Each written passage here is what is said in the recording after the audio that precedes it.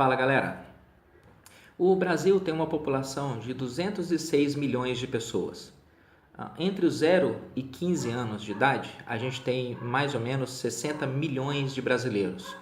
Como o Brasil segue uma distribuição por sexo mais ou menos, que obedece mais ou menos à proporção mundial, que é 96 homens para cada 100 mulheres, dá para a gente dizer que metade dessa população de 0 a 15 anos é de meninos. Ou seja, a gente tem uns 30 milhões de meninos no Brasil atualmente. Entre o término dos meus estudos na faculdade e até aqui, eu acho que eu já atendi umas 100 mil pessoas, mais ou menos. E uma das coisas que eu percebi em 20 anos de medicina foi como as famílias e o sistema educacional eles estão completamente desconectados da realidade que é ser um menino ou mesmo que é ser um homem. A conversa que a gente vai ter aqui agora é uma conversa que eu tenho quase que diariamente no consultório e muitos pais e muitas mães acham essa conversa proveitosa. Eu espero que ela seja útil para você de alguma maneira também. Então deixa eu te contar uma história. Há dezenas de milhares de anos, lá no distante Paleolítico, a gente vivia em pequenas tribos de caçadores e coletores. O Neolítico, que é essa época que a gente vive agora, ela teve início a partir da descoberta da agricultura. Isso tem mais ou menos uns 12 mil anos. 12 mil anos, em termos de evolução de uma espécie, isso é bem recente. Mais de 95% do tempo que nossa espécie existe nesse planeta, nós vivemos no Paleolítico, que algumas pessoas chamam de Idade das Cavernas, né? Paleolítico. E a vida no Paleolítico, ela era bem difícil. O alimento era escasso e a sobrevivência era curta. De todas as riquezas que a gente possuía nesse período, nenhuma superava o útero feminino.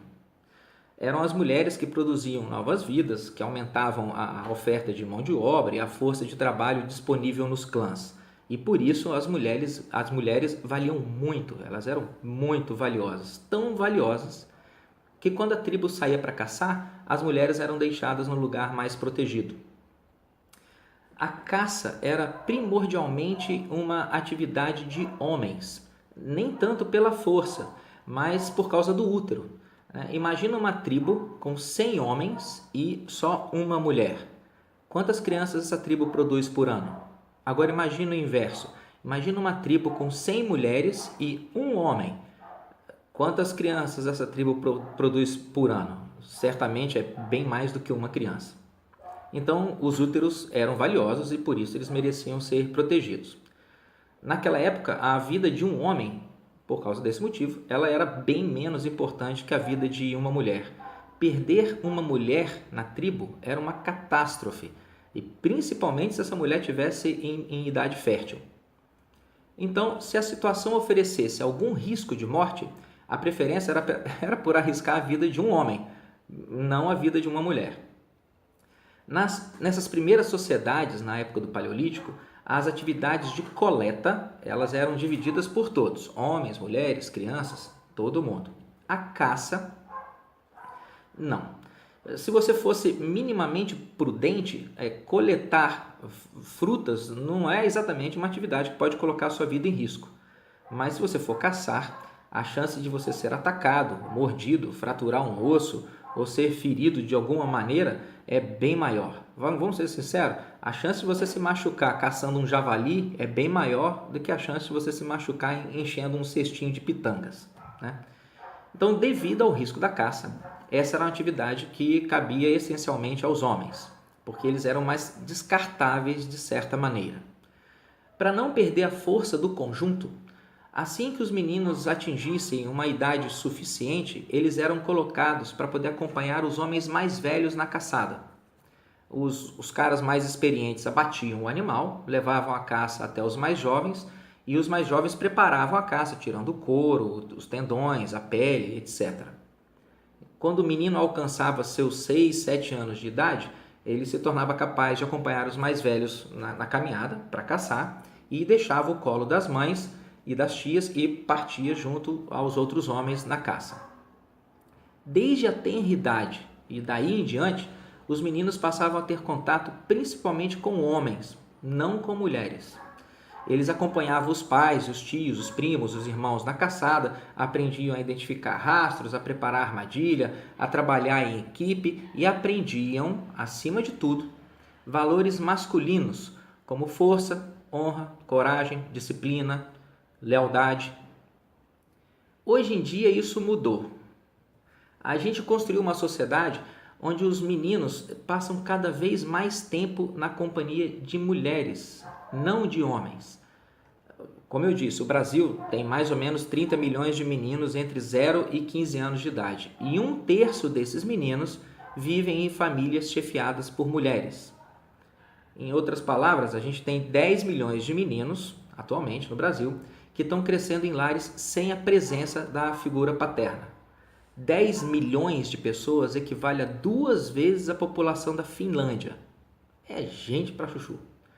Além disso, 79% dos professores do ensino fundamental e 57% dos professores do ensino médio são mulheres, sendo que 70% delas sofrem com transtornos de ansiedade e 44% sofrem de depressão. Isso significa que os meninos, mesmo aqueles que possuem uma figura paterna em casa ou uma figura masculina, eles passam pelo menos metade do dia, metade do tempo do dia que eles estão acordados, eles passam sob a influência direta de figuras femininas, que possuem padrões femininos de julgamento e visões femininas do mundo. As mulheres são espetaculares de várias maneiras. Elas têm um senso de justiça admiravelmente empático, são capazes de reconhecer emoções com uma precisão que nenhum homem jamais vai conseguir, mas quando se trata de lidar com masculinidade, você não pode esperar que um homem entenda o que é ser uma mulher ou o que significa feminilidade. Um homem não tem ovários, não tem útero, não tem menstruação, não tem TPM, não tem menopausa, um homem não engravida. Um homem não entende o amor como uma mulher entende, e os homens também não foram oprimidos como as mulheres foram. E elas foram, tá, fera? Lamento muito, elas foram.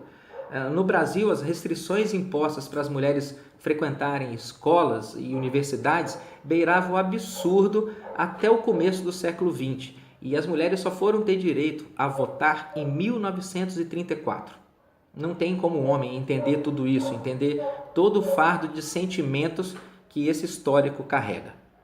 E é por isso que não tem como um pai ensinar a sua filha como ser uma mulher. Ele não entende nada de absorventes, de OB, de lavar calcinhas no banheiro, e também não entende nada das ambições ocultas que movem o cérebro feminino. Isso está além do alcance dele. Ele pode até ser um pai participativo, mas aquele detalhe do ser feminino vai sempre escapar a ele. No final das contas, mesmo o pai mais dedicado jamais vai ser capaz de apreender o universo incrível do feminino. Correto até aí? Fácil de entender. O porém é que o mesmo se aplica aos meninos.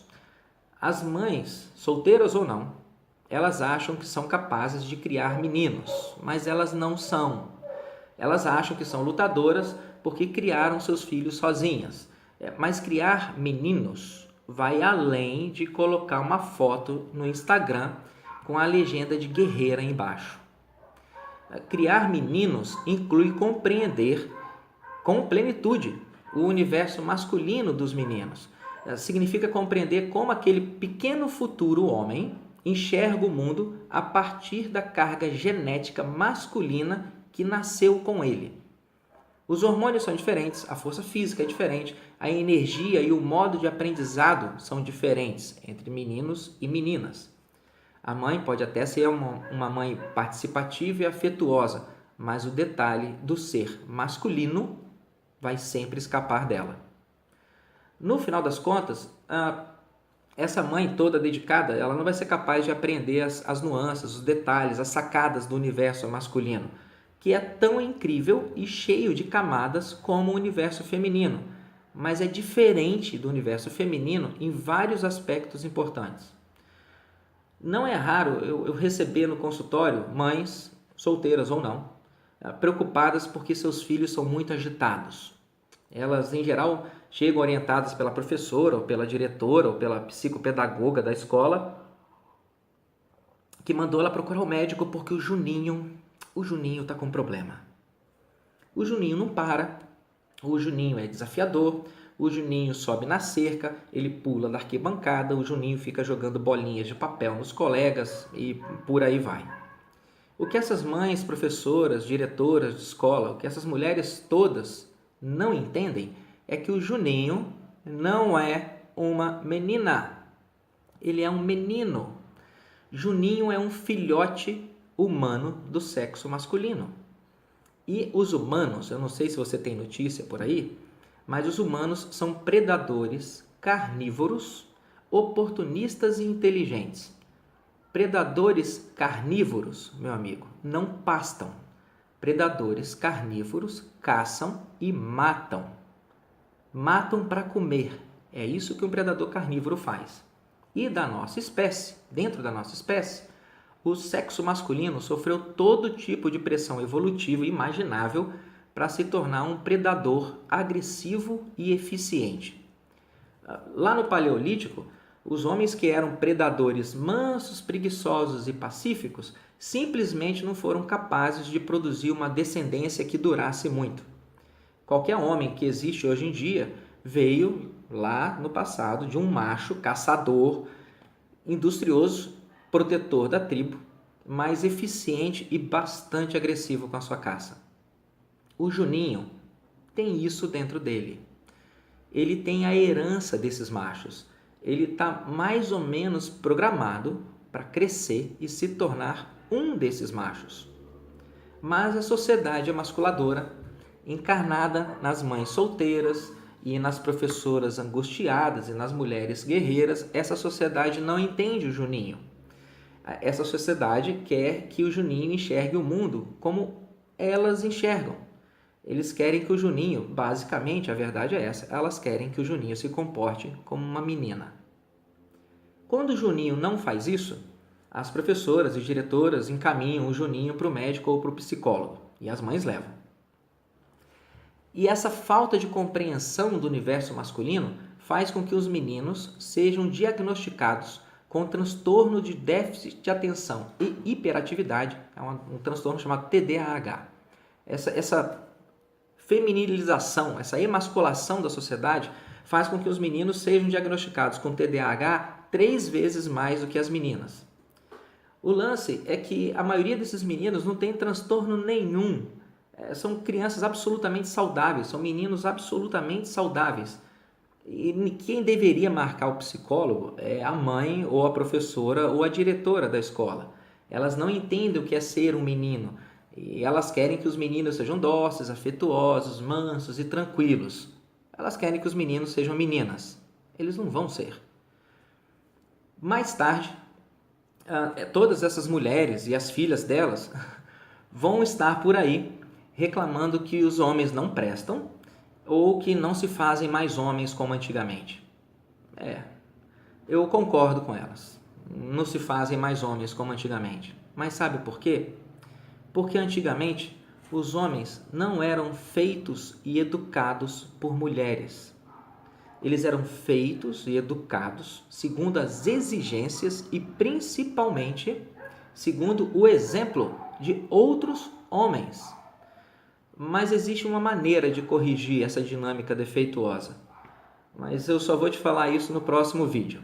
Por enquanto, pensa a respeito disso aí que eu te disse, que a gente conversou e você ouviu. Conversa a respeito disso com seus amigos, com as suas amigas. Os meninos de hoje, que serão os homens de amanhã, eles certamente vão agradecer a sua disposição. É isso aí. Um abraço, gente boa!